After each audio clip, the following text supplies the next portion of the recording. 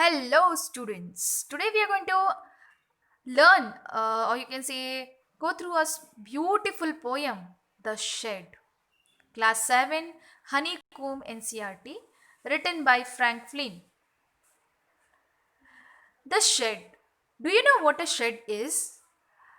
A shed may be a cow shed, a tool shed, a wood shed, many kind of shed we see around. But basically it is a small room away from the main house for storing or keeping the things, animals, tools, vehicles, etc. Even you may have enjoyed playing with your friends as well. So this kind of, if you see the poem, it is a narrative poem where the poet is describing about his experience about the shed. Here, the speaker is the child, where he is just sharing his experience about the shed. Let us discuss about the poet Frank Flynn. He was born on 6th December 1906. He was Northern Territory based Australian doctor. He was also an author and a missionary priest. He was notable for his contribution to religion and medicine. So let's just go with the poem. There's a shed at the bottom of a garden with a spider's web hanging across the door. So here the poet is describing the location of the shed, you can say, where it is located bottom of their garden. And there, if you see the entrance, web is hanging where spider's web is hanging across the door, and you can see even a spider in the picture. The hinges are rusty and the creak in the the creak in the winds. So here the hinges, in sense, here the hinges are used in the door which helps the door to move to and fro. So it is shown in the picture right here.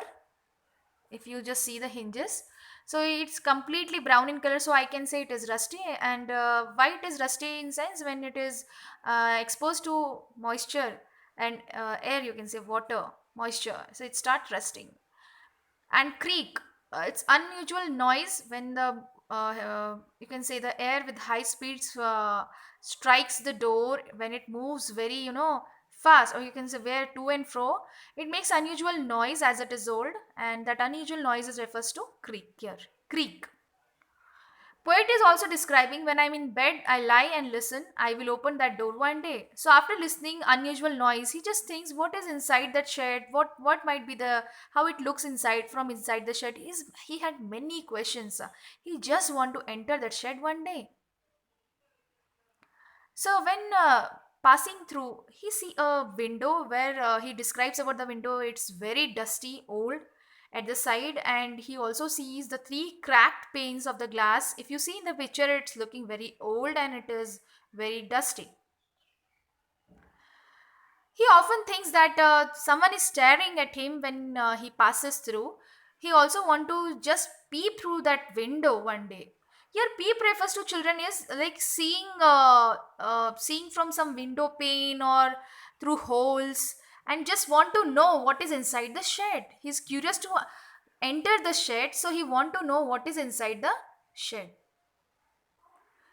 But his brother says there's a ghost in the shed who hides under the rotten floorboards. He just want to scare him. He just want to scare him because he want him not to enter the shed. Here, the rotten refers to decay, or you can say the things which starts getting spoiled, starts getting damaged, or you can say wet. Have you seen in the rainy season, if we see kind of things, green color appearing on the, especially the wooden doors, if you see.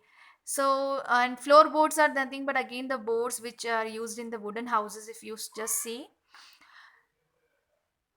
Here in the next slide, if you see like next picture, and if I ever dare to set foot inside, he will jump out and chop off my head, but I will take a peek one day.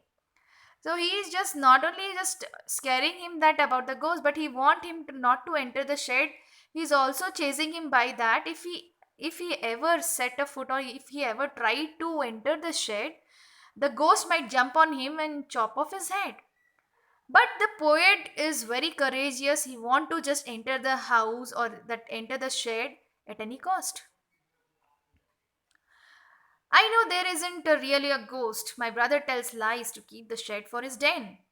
Yeah, den refers to, in sense, I can say the brother want to use for his private work, or you can say is a private place. So the poet knows that his brother is telling lies. There isn't anyone staring or making strange noises, and the spider has been gone from his web. So already the poet knows that there isn't like no one is staring or making noises, and the spider also has gone from his web. Since I don't know when I will go into that shed one day soon, but not yet, but not just yet. So he knows that he is going to go in the shed. He want to enter the shed, but not now. Let us have a quick comprehension, or you can say quick awareness of the poem, and just to know who is the speaker here. Children, if you just see the child, the poet, here the poet is describing, that's why the poet is the speaker here. What he or she planning to do soon, as it is, as I told you, he's planning to just enter the shed. As is he afraid or curious or both? He's not afraid because he knows that there is no ghost in the shed, but he's curious to enter the shed. But not just yet. Suggest doubt, fear, hesitation, laziness, and something else.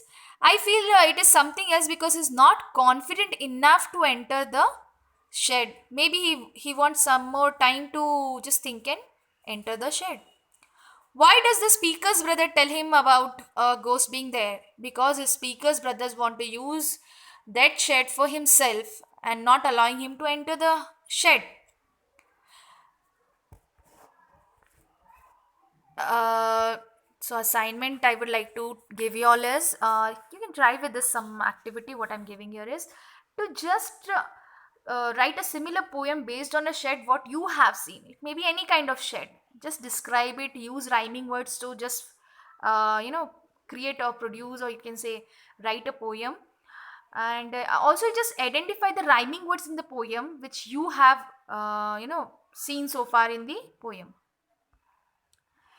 Yes, nothing is holier than is more exemplary than a beautiful strong tree. Have you seen tree gives us so many things. It gives us shade, it gives us a pure air, and it keeps us peace. When we are sitting under the tree, we experience lot of, you can say, positivity, fresh air. So we need to respect our nature. I feel, children, I always say save nature, save world, save ourselves, because without nature we are nothing. And you need to just understand why we should work on these things, planting more trees and all that. So far, chalo, we will just conclude here. I have already told you about the poem. If anything you want to share with me, please you can just write in the comment section. And also, if you want to just see my further videos, you can subscribe my channel. Thank you.